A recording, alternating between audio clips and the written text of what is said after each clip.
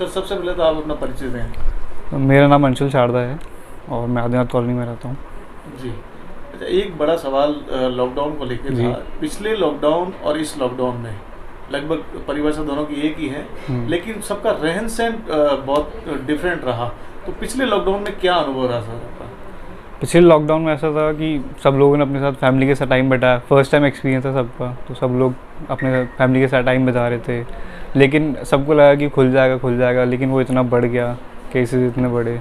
कुछ लोग अपने घर जाना पा रहे थे, वो घर नहीं जा पाए, लेकिन फिर भी सबने कुछ ना कुछ लोगों ने वॉरियर्स बन के आए, डॉक्टर्स वॉरियर्स बन के आए, सबकी मदद की। कुछ लोग बाहर निकले अपनी फैमिली से, उन्होंने ही मदद की, सब लोगों को घर पहुँचाया।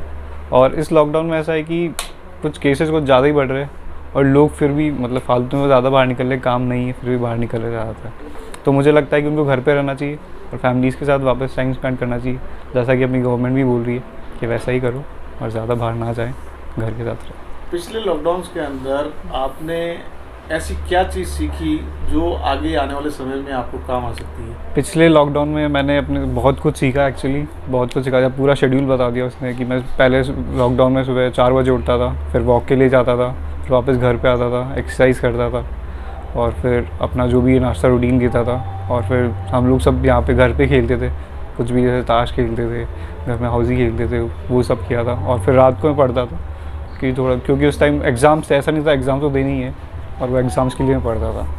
अच्छा, पापा मम्मा वगैरह और सभी लोग घर पे ही रहते थे उस समय, और लॉकडाउन का मतलब ये था कि कम्प्लीटली आप घर के अंदर पैक हैं जी। तो उस समय क्या फील आता? ऐसा लगता नहीं था कि कहीं प्रेशर है यार, सब जने घर बैठे हैं, कहीं कुछ कर नहीं पा रहे हैं, कुछ ऐसा कुछ फील नहीं हुआ? नहीं, प्रेशर नहीं था, क्योंकि प्रेशर इस चीज़ का नहीं था कि सब घर पे, बल्कि ये अच्छी चीज़ थी कि सब लोग बहुत टाइम बाद, मतलब सब लोग ऐसे काम पे निकल जाते हैं, कोई घर पे सब टाइम नहीं बिता पाते सबके साथ में। उस टाइम सबने टाइम बिताया अपने सब घर वालों के साथ, बॉन्ड बनाया, सबको अच्छा लगा। और फिर प्रेशर मतलब जैसे पापा वगैरह पे आ जाते, क्योंकि वो काम पे जाते, उन्होंने पूरा दिन यहाँ पे सर्वाइव करना मतलब थोड़ा अजीब ही लगता है उनको, तो उनके लिए बहुत स्ट्रगलिंग था। बट उन्होंने भी कैसे कैसे निकाला।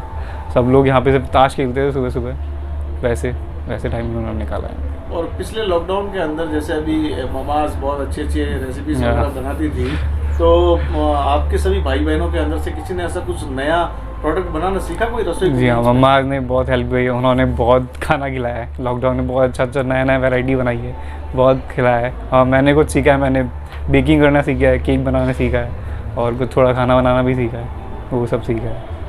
अच्छा, सबसे बड़ी चीज़ है घर में मामा और पापा दोनों ही रहते हैं, और पिछले लॉकडाउन को भी आपने देखा था जी। लॉकडाउन ख़त्म होने के बाद में कुछ ऐसा प्रेशर रहा आपकी पढ़ाई का कि उन्होंने आपको इंडिकेट किया हो, या आपका कोई मेंटली प्रेशर आया हो कि नहीं यार अब पढ़ना है, ऐसा कुछ?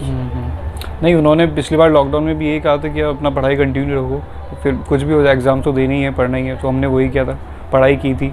बट फिर लॉकडाउन जब खुला, फिर एग्ज़ाम्स हुए, और फिर बहुत केयर के साथ हुए, बहुत अच्छी तरीके से हमने एग्ज़ाम्स दिए पढ़ के, तो ठीक है। इस बार अभी जो एग्ज़ाम अभी पोस्टपोन कर दिए गए हैं, कई कैंसिल कर दिए गए हैं एग्जामिनेशन, तो इससे कहीं ना कहीं आपको कुछ फील आया कि यार हमारा जो फ्यूचर है, तो ऐसा कहीं लगता है आपको कि यार कुछ नुकसान होने वाला है फ्यूचर?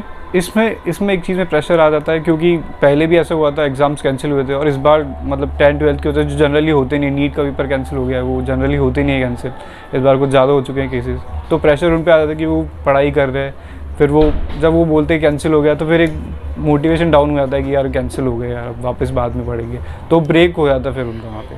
तो आई थिंक ये भी एक बहुत बड़ी चीज़ है कि स्टूडेंट्स को वापस कंटिन्यू रखना पड़ेगा पढ़ना बाद में। इस लॉकडाउन को लेकर अभी क्या प्लान किया है आगे? इस लॉकडाउन को लेके प्लानिंग तो ये अभी पढ़ रहे हैं, अभी जो कंटिन्यू कर रहा हूँ वो कंटिन्यू कर रहा हूँ मैं, जो भी मैं कोर्स कर रहा हूँ परसुइंग कैट, तो कैट की मैं प्रिपरेशन कर रहा हूँ, और उसी के लिए कर रहे हैं अभी। और खेलते भी हम लोग जाते हैं, सुबह उठते हैं, सुबह मैं 8 बजे उठता हूँ, 8 बजे के बाद खेलते हैं, खाना खाते हैं, फिर थोड़ा घर में खेलते हैं, फिर शाम को घर में ऐसे थोड़ा क्रिकेट खेल लेते हैं 5:30 बजे के आसपास, फिर खाना रात को खाते हैं, और IPL भी है तो मैच भी देख लेते हैं, और फिर शाम को रात को पढ़ता हूँ।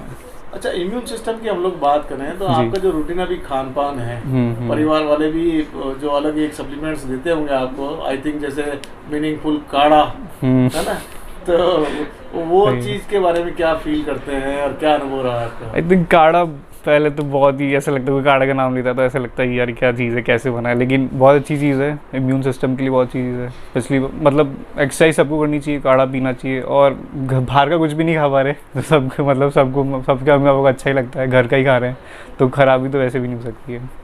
और जो बात करें हम लोग खेल कूद की और व्यायाम की, तो दोनों में से अभी बेटर जो है इस कोरोना काल के अंदर क्या रहेगा युवाओं के लिए? आई थिंक फिटनेस सबसे इम्पॉर्टेंट है। आप फिट हो तो आप यू कैन डू मतलब आप कोई भी काम कर सकते हो। फिटनेस सबसे इम्पॉर्टेंट है, और ये सबसे बड़ी चीज़ है कि अपनी, क्योंकि 24 घंटे एक ही चीज़ साथ देती है, वो अपनी बॉडी है, तो उसको मेंटेन करना बहुत ज़रूरी है। तो वॉकिंग करें, एक्सरसाइज करें, योगा करें, जो भी आप करना चाहे करें, बट फिट रहें। और सरकार की ओर से अभी जो असुविधाएं कह सकते हैं हम लोग कि जहां एक रसद सामग्री को लेकर आम जनता के अंदर बहुत परेशानियां हैं। अभी इस लॉकडाउन के अंदर, इस वीकेंड के अंदर काफ़ी लोग जो हैं मध्यम वर्गीय स्तर काफ़ी प्रभावित हुआ है। तो सरकार की ओर से या समाज सेवियों की ओर से ऐसी क्या खाद्य सुविधाओं की सुचारू व्यवस्था करनी चाहिए कि लगभग समानता से सभी तक, ऐसी आपकी युवा सोच है, नया दृष्टिकोण रखते हैं आप लोग, किस तरीके से आम व्यक्ति को राहत मिलने इसमें? आई थिंक उसके लिए एक प्रॉपर गाइडलाइंस बननी, जैसे कि सपोज़ कीजिए कि 5-6 कॉलोनी है, तो एक कॉलोनी का ऑल्टरनेट डेज नंबर, जैसे उस कॉलोनी में कितने जने, उनको क्या क्या प्रोवाइड करना चाहिए, तो घर से बाहर ना निकले, उनको डोर टू डोर फैसिलिटी मिले, जो भी उनके राशन पानी, अब जो आपको एडिशन में चाहिए तो आप 1-2 चीज़ें हटा दीजिए, और उसमें वो एडिशन कर सकते हैं, और वो ले सकते हैं सरकार से। बस सरकार यही कर सकती है, सरकार आपको अच्छी अच्छी फैसिलिटीज़ देगी, बट आपको घर पर रहना है और बाहर नहीं निकलना है, और घर से रहिए।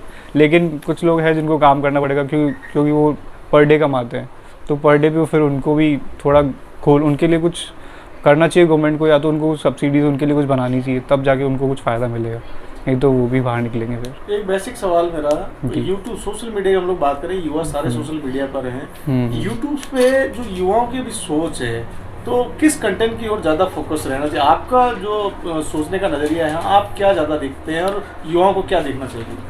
मेरे हिसाब से, जैसे कि मैं ज़्यादा यूट्यूब यूज़ करता हूँ अपने वीडियोस के लिए, कोई प्रॉब्लम सॉल्यूशंस आती है तो उसके लिए, और पिछले लॉकडाउन में मैंने खाना की रेसिपीज़ बहुत देखी थी। अभी जो देखना चाहिए कि क्या क्या कर सकते हो आगे, क्योंकि काउंसलर्स भी बहुत होते हैं, बहुत सी काउंसलिंग स्पीच भी देते हैं, तो आपको बताते हैं क्या क्या करना चाहिए, लेकिन डिसीजन हमेशा आपका होता है, जो आप देना चाहें वो दिए, और जो देखना चाहे वो देखे, लेकिन सही देखे कंटेंट, ताकि जो आपको मदद कर सके आगे, क्योंकि जो भी होगा फ्यूचर मेरा भी है, तो मुझे भी वही चीज़ परस्यू करनी पड़ेगी जो मुझे सही लगेगी। पब्लिकली कोई मैसेज देना चाहेंगे सर अपने दोस्तों के लिए और सोशल सभी लोगों के लिए? पब्लिकली यही कहना चाहूँगा, घर पे रहे, अगर अब कोई ज़रूरी काम है, बाहर जा रहे हैं, मास्क पहन के जाएँ, बेफालतू में बाहर ना निकले, और ये सबसे रिक्वेस्ट है।